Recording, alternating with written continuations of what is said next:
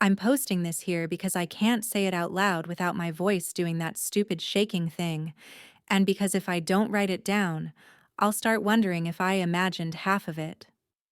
I worked at this company for a little over 3 years.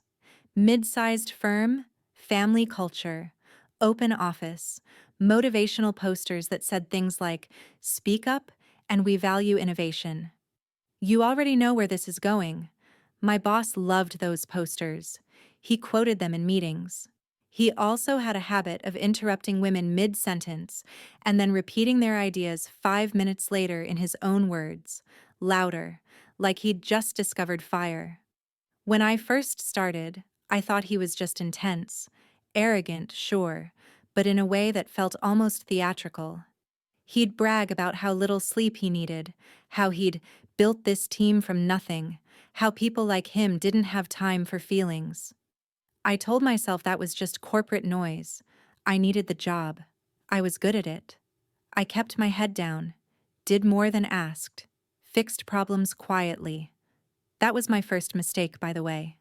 Being quiet competence in a room that feeds on attention is basically volunteering to be used.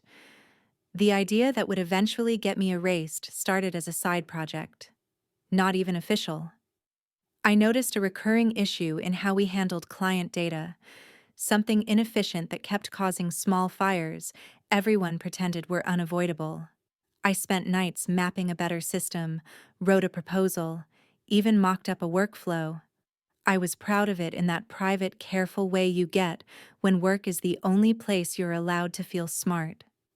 When I finally showed it to him, he nodded a lot, said, "Interesting," and told me to hold off because timing mattered. Another phrase he loved: timing mattered when it benefited him. The first real sign of trouble wasn't loud. It was subtle, almost polite. Meetings I was usually invited to suddenly must have slipped off the calendar. Emails I was CC'd on stopped including my name. My boss started correcting me in front of others for things he'd approved the week before. If I asked for clarification, he'd smile and say I was being emotional or overthinking. Once, after I stayed late to fix an error that wasn't mine, he joked that I was lucky to even have a seat at the table. Everyone laughed. I laughed too, because that's what you do when you feel the floor shift under your feet and you're not ready to fall yet. I told myself it would pass, that offices go through phases, that if I just worked harder, stayed useful, he'd remember why he hired me. That's the lie we tell ourselves when we're being slowly trained to accept less. I didn't realize I was already being boxed up long before the boxes appeared. My role shrinking, my name fading, my contributions quietly reassigned. He stopped asking for my input and started asking me to support others. Translation: do the work, don't get the credit. Which brings me to that morning. I arrived 10 minutes early like always, coffee in one hand, phone in the other. My badge worked. That detail still messes with me. Inside, my desk was empty. Not messy empty, but deliberately empty. 2 cardboard boxes sat on the chair, neat, sealed with tape. Inside them were pieces of me, a photo from a company party where I'm smiling too hard, a cracked mug someone once called quirky, a notebook filled with ideas that never got my name attached. 3 years reduced to something you could carry without straining. I stood there longer than I should have. People walked past. Some avoided eye contact. One guy from accounting gave me a look that said, "I'm glad it's not me." No one explained anything. No HR, no meeting request. Just boxes. That's how I knew this wasn't a mistake. It was a decision. Clean, rehearsed, and executed without the inconvenience of my presence. I understood everything before he even opened his mouth, and that understanding landed heavier than any insult could have. I didn't go straight to his office. That feels important to say. I stood there with my boxes for a full minute, maybe 2, just breathing and trying to decide if I was about to cry, scream, or throw up. Instead, I did what I've always done in that office. I acted normal. I put the boxes down next to my desk like they belonged there. I smoothed my sweater. I took a sip of coffee that suddenly tasted wrong. Then I walked to his door. It was open, of course. He loved open doors. Transparency theater. He was at his desk, scrolling on his phone, one foot hooked around the leg of his chair like he was relaxed, like nothing in the world was wrong. I knocked anyway. He didn't look up. "Hey," I said. My voice sounded steady, which surprised me. He sighed, annoyed, still staring at the screen. "Yeah, 1 second." That second stretched. 10. 15. I stood there like an extra in my own life, watching him type, scroll, smirk at something.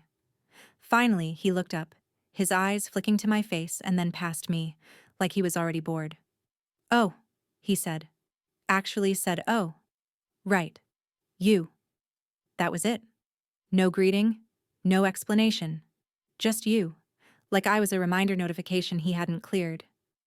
"I came in this morning and my things were packed," I said. I gestured vaguely behind me because somehow pointing felt childish. "Can you explain what's going on?" He leaned back in his chair, laced his fingers behind his head, and laughed. Not a big laugh. A small, lazy one. The kind that says he thinks he's in control. "Honestly," he said, "I forgot you existed." I know how dramatic that sounds written out. If I read it from someone else, I'd think they were exaggerating. But that's the exact sentence. He even shrugged afterward, like it was a quirky confession, like forgetting an umbrella. "You've been... What do you do again?" he continued, tapping his pen against the desk. "Support? Ops? Something like that?" I reminded him of my title, of the projects I'd led, of the proposal I'd shown him months ago. As I spoke, I watched his face change, not with recognition, but irritation. Like I was forcing him to remember something inconvenient. He waved his hand. "Look, this just isn't working out. The team needs people who add visible value. You've been kind of background noise. Background noise. After 3 years. After nights spent fixing issues he took credit for. After covering for his missed deadlines and strategic oversights." My chest felt tight, but my face stayed calm. I don't know how. Maybe my body decided for me that this was not the moment to break. "And the boxes?" I asked. He smiled.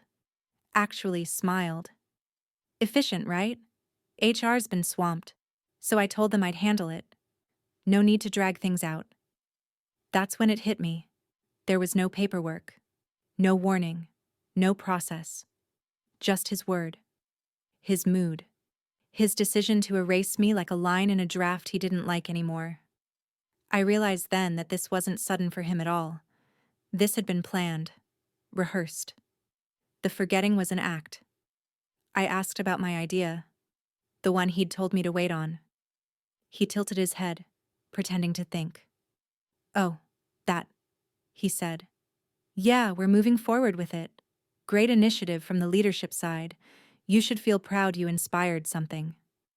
Inspired, not created, not authored. Just a spark he picked up and reshaped into his own brilliance. I felt something cold slide into place inside me. Not anger yet. Something quieter, sharper. "So I'm fired," I said. He winced, like I'd used an ugly word. "Let's not be dramatic. You're being let go. It's a culture fit thing. And honestly, I don't think you were happy here anyway." That was the lie that hurt the most. The way he rewrote my feelings for me, reduced years of effort into a convenient narrative where this was somehow mutual, where he was doing me a favor. As I turned to leave, he added casually, "You'll get your final paycheck. Don't worry. And hey, no hard feelings. These things happen. No hard feelings." I walked out of his office holding that sentence like a weight, realizing that to him, this was nothing. A task crossed off. A person removed. I didn't feel small yet. That came later. What I felt then was hollow, like something essential had been dismissed with a shrug. I didn't storm out. I didn't say anything sharp or satisfying. I didn't do the movie version of this where the humiliated employee finally snaps and delivers a perfect speech that makes everyone clap. I nodded. That's what I did. I nodded like he'd just explained a scheduling change instead of dismantling my entire professional identity in under 5 minutes. I walked back to my desk on autopilot. The office felt louder than usual, like every keyboard was suddenly aggressive, every laugh too bright. People were very busy all of a sudden. Screens became fascinating. Coffee machines needed urgent attention. No one asked why I was carrying boxes. No one asked if I was okay. The silence wrapped around me, thick and deliberate. That's when I understood this wasn't just his cruelty. It was a system that allowed it, supported it, relied on everyone else staying quiet to function. As I lifted the boxes, something slipped out and hit the floor. My notebook. The one with the proposal drafts, the flow charts, the half-angry, half-hopeful notes I'd written during late evenings when I thought I was building something. Papers slid across the carpet. I crouched down to gather them, and for a second I felt exposed in a way I never had before. Not physically, emotionally, like my private thoughts were scattered in public view. A woman from the next team glanced over. Our eyes met. She opened her mouth, then closed it, looked away. That tiny moment hurt more than the boss's words, because that was recognition. She knew. She just wasn't willing to risk being next.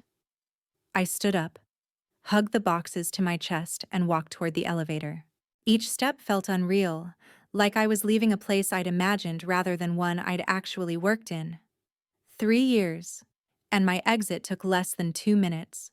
No goodbye email, no explanation to the team, no transition plan, just removal. The elevator doors took too long to close. I stared at my reflection in the mirrored wall, pale, eyes too wide, jaw clenched like I was holding something back with my teeth. I looked professional. That part almost made me laugh. I had spent so long trying to look composed that even now, while being quietly discarded, I still did. On the ground floor, the receptionist smiled automatically. "Have a good day," she said. "You too," I replied, because apparently politeness is the last thing to die. Outside, the air felt different. Too open. Too real. The building loomed behind me, all glass and confidence, reflecting a version of myself that no longer worked there. I stood on the sidewalk with my boxes, unsure what to do next. People passed by, talking on phones, rushing to meetings, living their uninterrupted lives. No one could tell that something significant had just ended for me. That invisibility was crushing. My phone buzzed. A Slack notification. For half a second, I thought maybe, just maybe, someone had noticed. That someone had asked where I was. It was an automated message. "Your access has been revoked." Efficient. Final. Like a door locking itself behind me. I sat on a bench across the street and finally let myself feel it. Not the dramatic breakdown kind. Something quieter. A slow realization that I had been erased without ceremony, without resistance, without anyone even pretending to care. I thought about all the times I'd stayed late, all the weekends I'd answered emails, all the moments I'd chosen loyalty over self-respect, because I believed it would count for something. It didn't. What stayed with me most wasn't anger. It was the absence of reaction. No confrontation from colleagues, no confusion, no outrage. Just a smooth continuation of the workday, as if I'd never been there at all. That kind of silence is loud in its own way. It tells you exactly how replaceable you were allowed to become. I carried the boxes to my car and set them in the trunk. Closing it felt symbolic, like sealing off a version of myself I wasn't sure I wanted back. As I got into the driver's seat, my hands shook for the first time. That's when the shock cracked. Not enough to cry, but enough to feel unsteady, like the ground I trusted had quietly given way. I didn't go home right away. I drove aimlessly, letting the radio talk so I didn't have to think. Every so often, my mind replayed his voice. "I forgot you existed." It echoed, not because it was clever or cruel, but because it was said so casually. Like forgetting me was easy. Like forgetting me was natural. By the time I finally parked, one thought had settled in, heavy and unavoidable. Leaving without resistance had made me invisible on the way out, just as I'd been invisible on the way in. And I didn't yet know whether that made me weak, or if it was the first quiet step towards something else. I told myself I was going to take a few days to rest, which is a lie people say when they don't yet have language for what just happened to them. I didn't rest. I disconnected. There's a difference.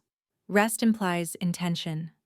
What I did was pull the plug on everything that reminded me of who I'd been before that morning. The first day, I slept in my clothes. I don't even remember deciding to lie down. One moment, I was standing in my kitchen staring at the boxes like they might start explaining themselves, and the next, I was waking up on the couch with the afternoon light slicing through the blinds. My phone was face down on the table. I hadn't checked it. That alone felt rebellious. No Slack. No email. No calendar alerts telling me where I was supposed to be useful. I expected panic. That stomach drop feeling you get when you realize you should be somewhere and you're not. It never came. Instead, there was this eerie quiet, like the low hum of anxiety I'd lived with for years had suddenly stopped. It scared me enough that I almost turned my phone back on just to hear it again. The second day, my body started doing strange things. I woke up at 3 a.m. for no reason, heart racing, convinced I'd missed something critical. Then I laughed. Actually laughed. Because there was nothing left to miss. I walked outside at night. No destination.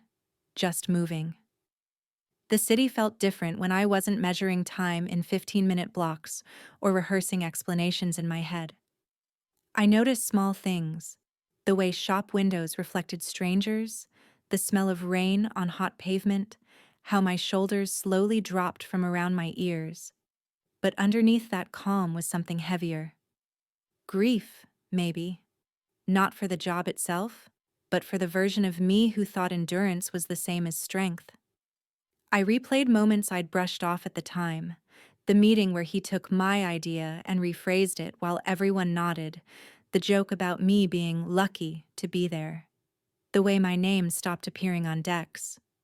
I had defended him to myself. He's just under pressure. He doesn't mean it like that. This is how things work.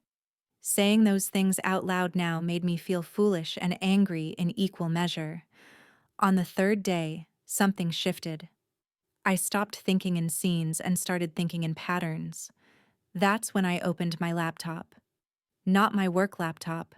That one was dead to me. But my personal one. I told myself I was just going to clean up files, delete old documents, close that chapter properly. Another lie. What I actually did was scroll through old emails, messages, calendar invites. I saw how often he'd asked me to just fix it quickly. How many times he'd written, "Let's keep this between us." How frequently my work had been framed as temporary support while his name floated upward.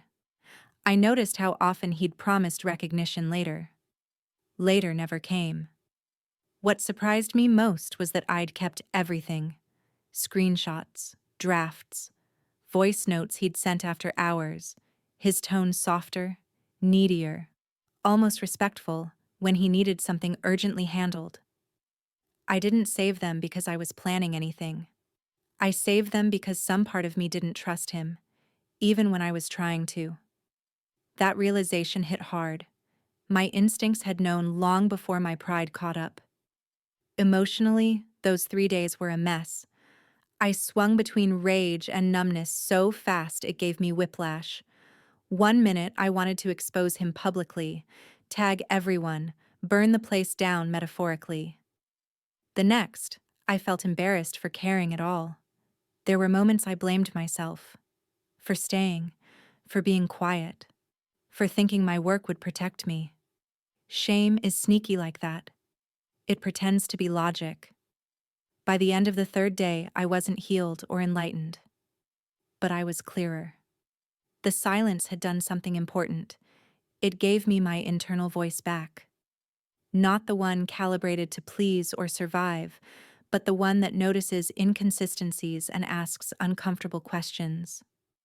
I realized that without the constant pressure of that office, my thoughts made more sense.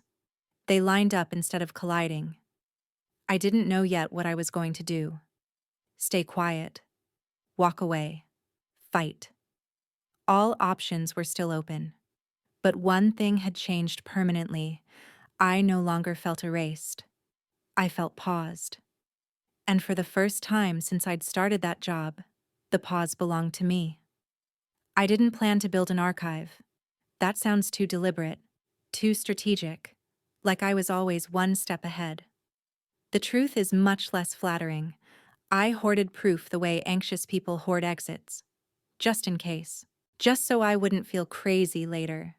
Because from the very beginning, he had this talent for rewriting reality in real time, and something in me knew that one day I'd need receipts. If not for the world, then at least for myself. I sat at my kitchen table with my laptop open, cold coffee next to me, the room quiet in that deep, late afternoon way that makes you feel like time has thinned out. I started with my email. I typed his name into the search bar and hit enter. Hundreds of results. That alone made my stomach twist. 3 years of correspondence condensed into a scroll bar. At first, it felt mundane. Meeting requests, follow-ups. Can you jump on this quickly? Then the tone shifted as I went further back. Messages sent late at night, early mornings, weekends. Him asking me to fix things before anyone noticed. Him thanking me privately, then publicly pretending the solution had appeared out of nowhere. I found an email where he explicitly told me not to include my name on a document because it would confuse leadership. Another where he said, "Let's say this came from my side. It'll move faster." I remembered those moments. How reasonable they'd sounded at the time. How proud I'd felt to be trusted. Seeing them now, stripped of context and excuses, made my skin crawl. Then there were the voice notes. I hesitated before opening those. Hearing his voice again felt risky, like touching a bruise, but I listened. In them, he sounded different, less arrogant, almost insecure, asking if I could please handle this tonight, if I could save him before a meeting, if I could be a team player because he was counting on me. The same man who'd told me he forgot I existed had once relied on me enough to sound afraid of failing without my help. That contrast hit me harder than any insult. It proved what I'd been trying not to see. I wasn't invisible. I was inconvenient.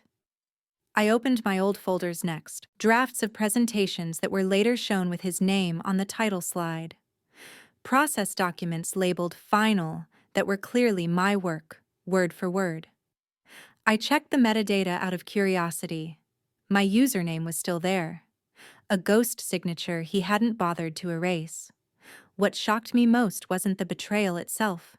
It was the consistency. This wasn't a one-off bad decision. It was a system. A habit. He lied casually, constantly, to different people in different ways.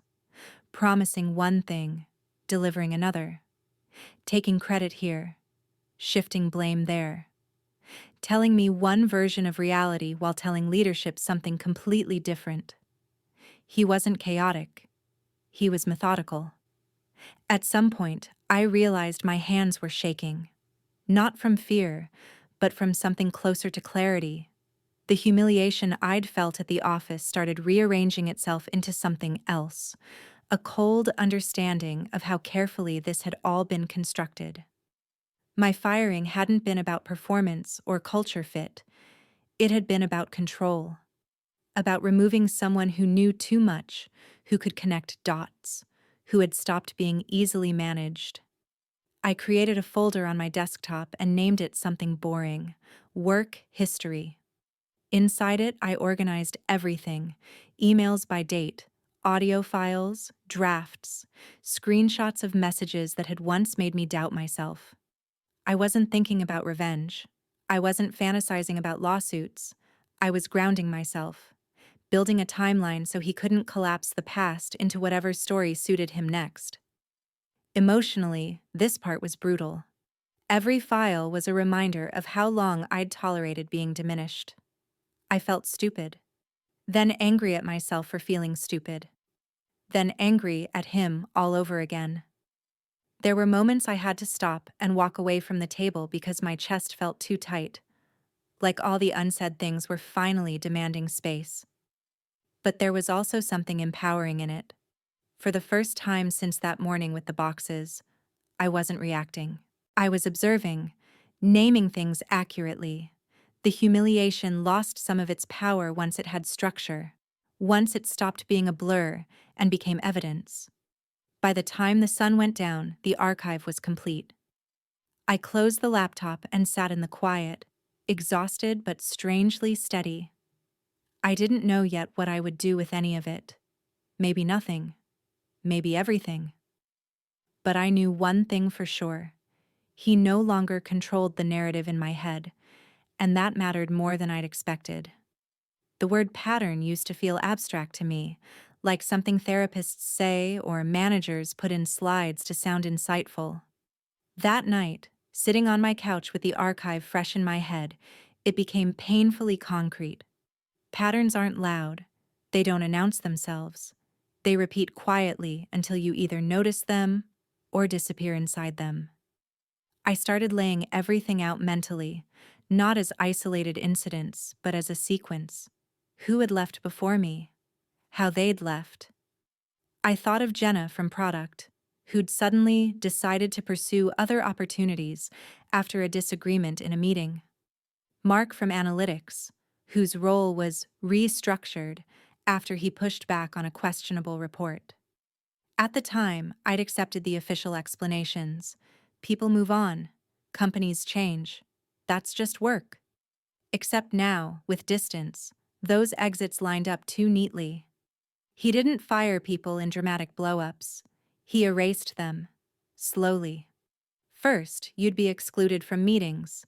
Then your responsibilities would be redistributed under the excuse of efficiency.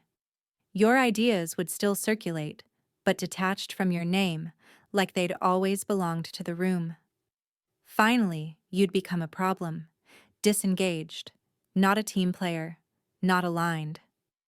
By the time you were gone, the story was already written, and most people believed it because it was easier than questioning the person in charge.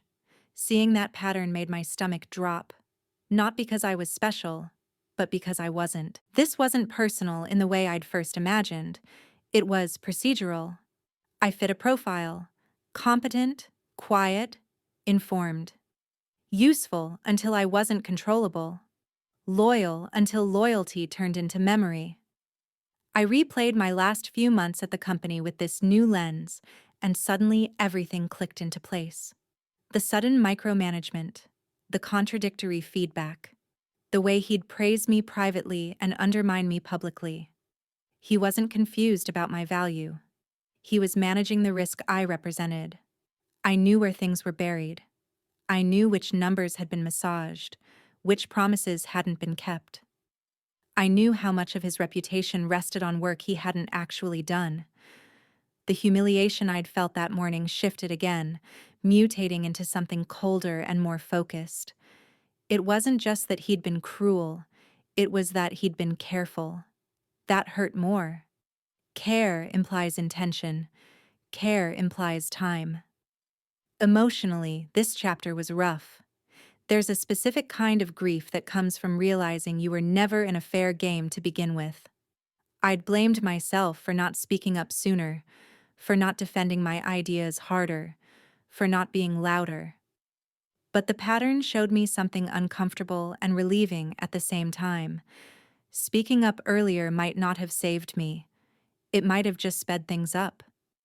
I felt anger for the others, too, for the people who'd disappeared before me without a fuss, for how easily their stories had been smoothed over. I wondered if they'd also sat somewhere afterward, scrolling through old emails, trying to make sense of why everything had fallen apart so cleanly. There was something deeply dehumanizing about that process, turning people into problems to be solved quietly. At some point, I realized I wasn't shaking anymore. The fear that had followed me since the firing was giving way to a steadier emotion, resolve. Not the dramatic kind, not revenge-fueled or righteous, just a calm understanding of where I stood in the system and what that meant. I stopped asking why me and started asking, what now? The pattern also explained something else that had bothered me since that morning, the silence. Why no one had reached out? Why no one had asked questions? If this was how he always operated, then people had learned the rules. Don't get involved. Don't be seen noticing. Silence wasn't indifference. It was survival. That realization hurt, but it also freed me from expecting comfort where there was none to give. I stopped romanticizing the workplace as a community that had failed me. It had never been one. It was an ecosystem designed to protect power, not people. By the end of the night, I had stopped looping the conversation in his office.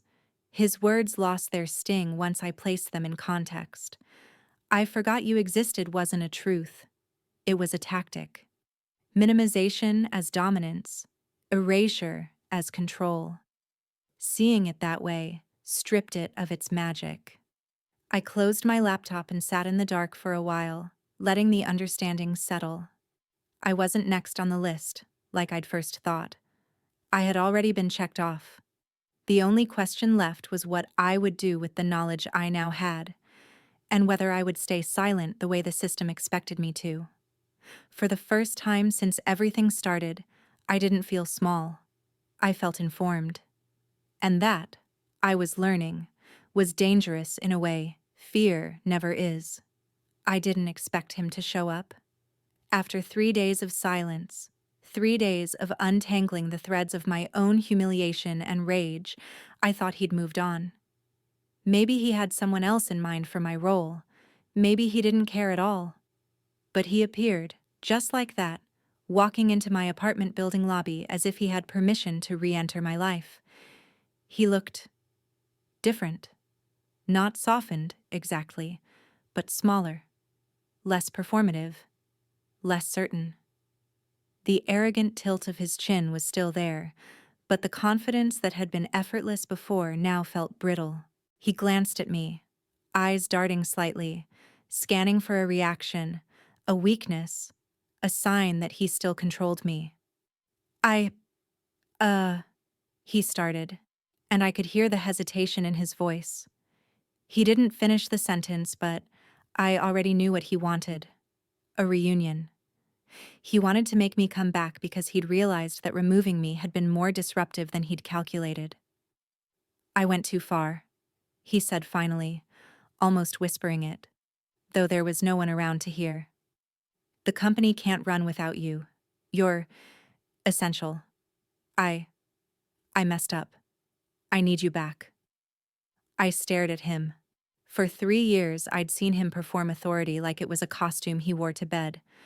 I'd listened to him talk over colleagues, take credit for my work, charm the board while undermining everyone under him. And now, here he was, smaller somehow, begging. It should have made me laugh. It almost did. His tone was different from the calculated, lazy arrogance I knew. There was fear in it. Real fear. The kind that comes when someone realizes the chess pieces they thought were immovable actually have minds of their own. And for the first time, I recognized it. For the first time, the roles weren't entirely his to dictate. "You've realized you can't run things without me," I said softly, more statement than question. Interesting. He shuffled, glanced at the floor, then back at me. I, yes. Look, I can fix this. We can. Fix what? I interrupted, my voice steadier than I expected. Your ego? The narrative you've built around your leadership? Or do you mean fix my job so you can keep stealing credit and erasing people at will? He faltered. I saw him calculate, reassess, realize that his usual scripts weren't going to work here. I felt a quiet power surge inside me, the kind you don't realize you've been missing until you see the fear in someone who's always held power over you. I just want to make it right, he said. Make it right. Right. As if 3 years of lying, belittling, and erasing me could be balanced by a single sentence. I didn't even flinch. The truth is, I wanted to. A little. Not because I wanted him, but because my mind tried to resolve things in conventional ways. Reconciliation, apology, repair. But this was different. He hadn't broken the rules. He had played them perfectly. And now he was asking me to pretend it hadn't happened. I looked at him. Really looked. For a moment I imagined stepping back into that office, pretending to forgive, pretending the humiliation didn't matter. But the pause between us stretched longer than it ever had in a meeting room or email thread. And then I realized something crucial. This wasn't remorse. It was fear. Not of me personally, but of being exposed, of losing control. And for the first time, I didn't feel powerless. You're already kneeling, I said, calm, quiet, almost casual. You just don't realize where. He blinked. For a moment, he seemed to search my face for a reaction, some sign that I was flustered, intimidated, unsure. He found none, and I didn't offer any. He stayed there a few seconds longer, then muttered something I didn't catch, and walked away. I watched him leave, a strange mix of satisfaction and exhaustion pooling inside me. I felt no need to follow, no curiosity about what he would do next. That chapter was over. For the first time in years, I understood what freedom felt like. Not the freedom of being recognized, promoted, or even vindicated. Freedom from caring what someone like him thought of me. Freedom from his manipulation, his erasure, his narrative. When I locked my apartment door behind me, the boxes from the office still sitting quietly in my corner, I knew one thing. He might have thought he could bend me, control me, or intimidate me. But the truth was that I had already stepped outside the system he controlled. And now, for the first time, the story belonged to me. After he left, I didn't feel triumphant. That surprised me. I'd imagined that moment a dozen different ways over the past few days. Him apologizing, me delivering a perfectly timed line, some internal click of victory. None of that happened. What came instead was a pause, a deep, unsettling stillness that settled into my chest and refused to be labeled. I stood in my apartment for a long time without moving. My coat was still on. My keys were still in my hand. My brain kept trying to jump ahead. What now? Should I email someone? Should I document this encounter? Did I say too much? But my body wasn't ready to follow. It felt like I'd stepped out of a speeding car and needed a moment to remember how gravity worked. The pause wasn't empty. It was crowded with thoughts I'd never allowed myself to have before. Not dramatic ones, practical, uncomfortable ones. Like how easily I could have gone back. How seductive his offer actually was, once you stripped away the humiliation. Stability, familiarity, the quiet relief of being needed again. I hated that part of myself for a minute, the part that still wanted approval from a system that had chewed me up. That's the thing no one tells you about workplace humiliation. It doesn't just attack your pride. It trains your nervous system. It teaches you to associate worth with proximity to power. Even after you leave, that wiring doesn't disappear overnight. It lingers, whispering that safety lives where you were hurt. I sat down on the floor next to the boxes from the office. I opened one of them for the first time since I'd put it there. Inside was that cracked mug, the notebook, the stupid branded hoodie they gave us during Culture Week. I picked things up one by one, noticing how little emotion they triggered now. These objects had once felt like proof that I belonged somewhere. Now they were just objects. What hit me hardest wasn't anger anymore. It was clarity.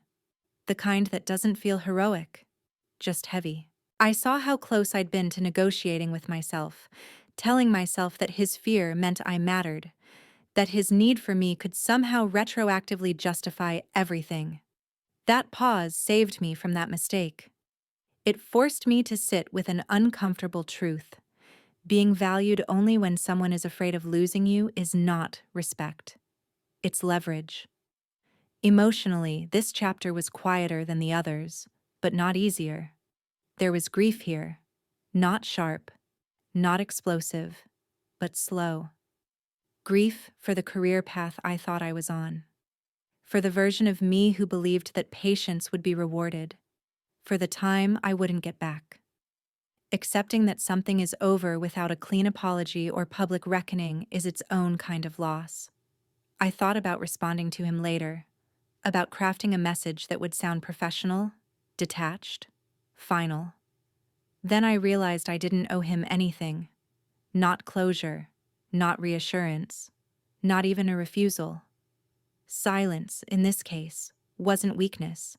It was boundaries. The pause stretched into the evening. I made food without rushing. I ate without scrolling.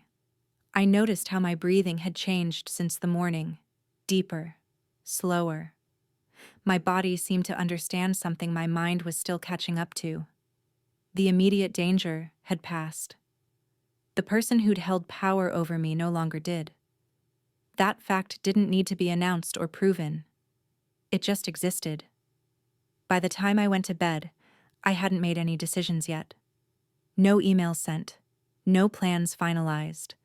And for once, that didn't feel like avoidance. It felt intentional. The pause wasn't indecision, it was recalibration. I fell asleep knowing that whatever came next would be chosen, not imposed. That alone made the silence different from all the others that had come before. I woke up the next morning with a strange sense of certainty. Not the loud, cinematic kind where everything snaps into focus, but a quiet one, like a decision that had already been made somewhere deeper and was just now reaching my conscious mind. The pause had done its job. I knew what I wasn't going to do, and that narrowed things more than any list of options ever could. I wasn't going back. That realization didn't come with relief right away. It came with weight. Going back would have been easy in a very specific, damaging way. Familiar systems, familiar stress. A boss whose cruelty I understood well enough to navigate. There's a comfort in predictable harm, and admitting that felt ugly. But once I named it, I couldn't unknow it. I sat at my desk and opened my laptop again. Not to reread the archive, I'd done enough of that, but to decide what role it would play in my life from here on out. For a few minutes, I hovered over my email, considering whether to write him something short and final. Thank you for reaching out. I've decided not to return. Polite, professional, bloodless. I didn't write it. Instead, I opened a new message addressed to people he'd always been careful around. Leadership, compliance, the ones whose names he'd never casually dropped, whose inboxes he'd avoided unless absolutely necessary. I didn't send anything yet. I just drafted. Facts only.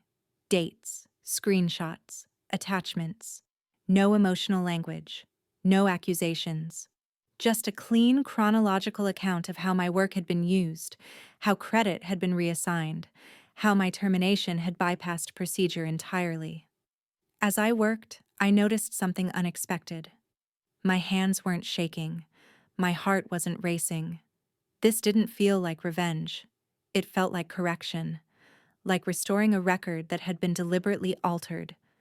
I thought about what this might cost me: burning bridges, being labeled difficult, the subtle professional exile that often follows women who refuse to absorb mistreatment quietly.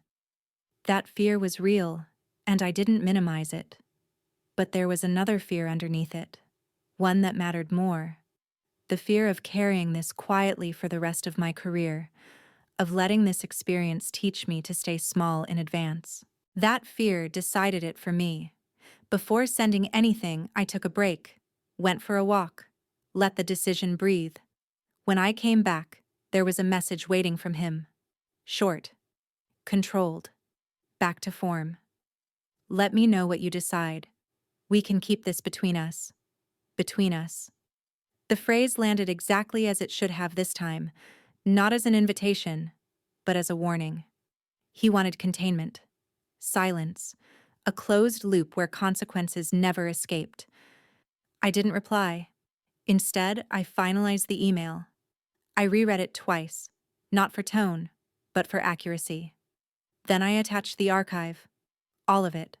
The boring folder name suddenly felt perfect. Nothing sensational, nothing exaggerated, just proof.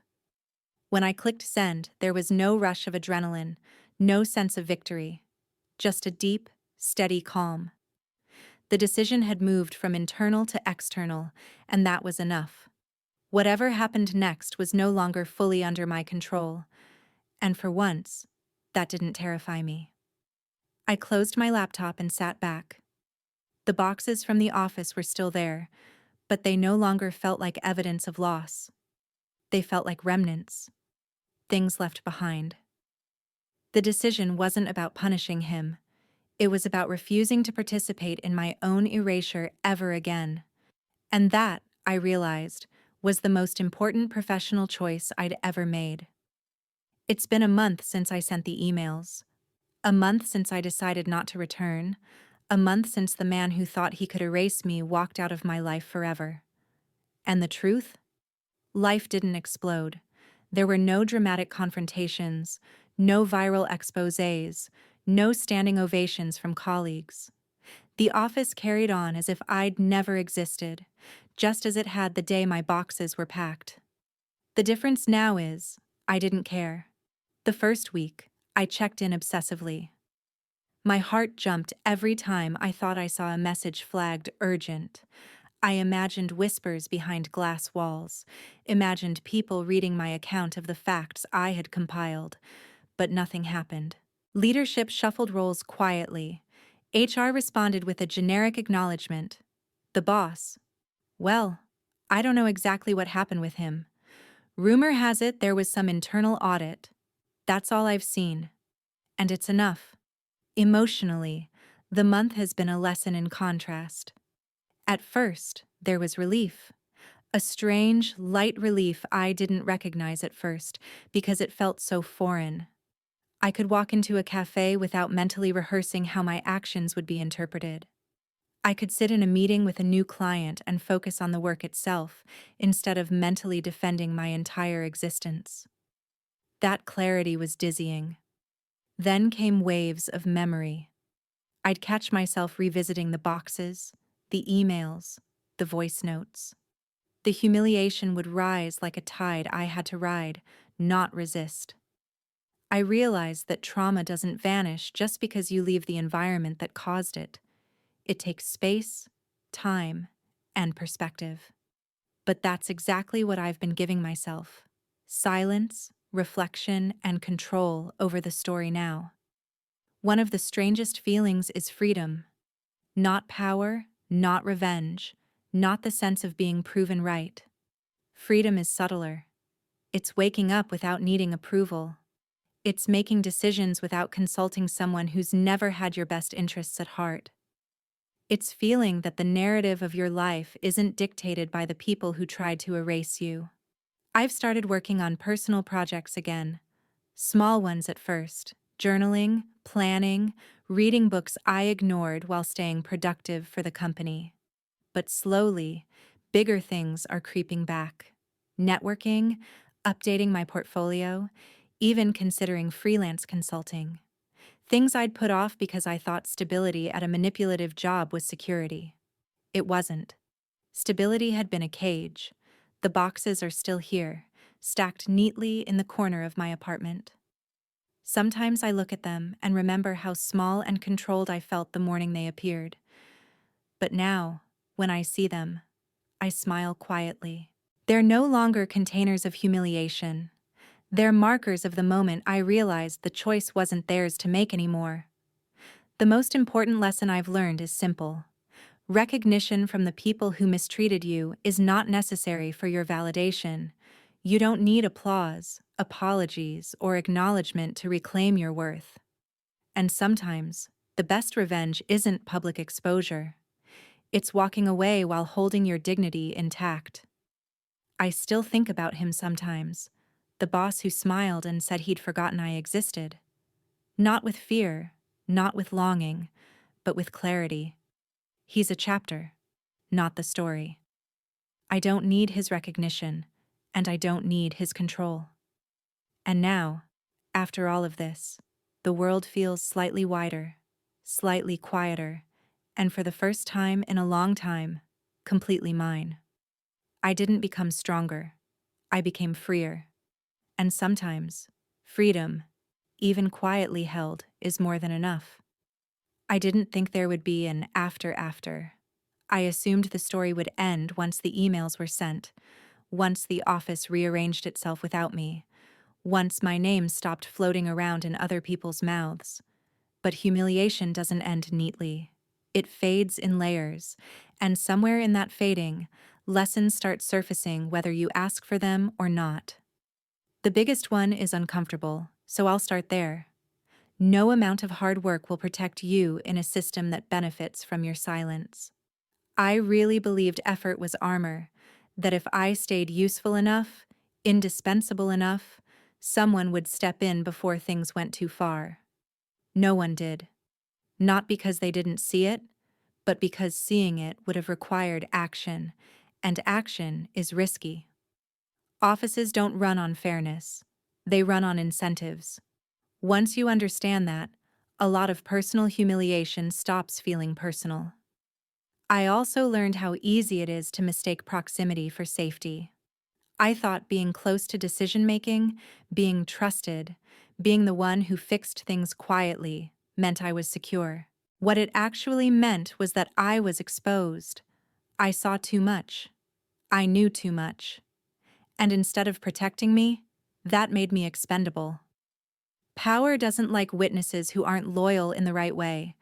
For a long time, I was embarrassed by how long I stayed. I replayed moments where I could have spoken up earlier, pushed harder, walked away sooner. I judged myself harshly for not being braver. Now I see it differently. Staying didn't mean I was weak.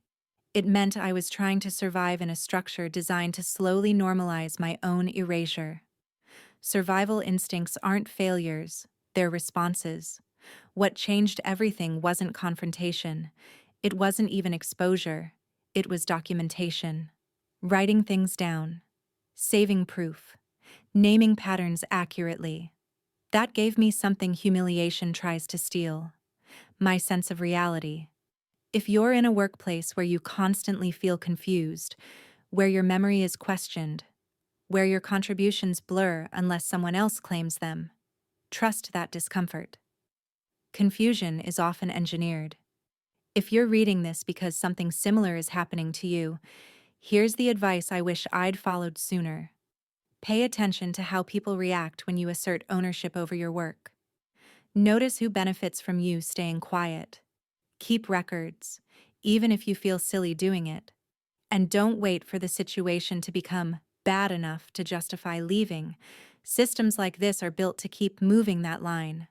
Also, and this matters, leaving doesn't have to look dramatic to be valid. You don't owe anyone a breakdown, a speech, or a public reckoning. Sometimes the most powerful thing you can do is remove yourself cleanly and refuse to carry someone else's shame for them. I didn't get an apology. I didn't get public credit. I didn't get closure in the way movies promise. What I got instead was something quieter and harder to explain: my internal authority back.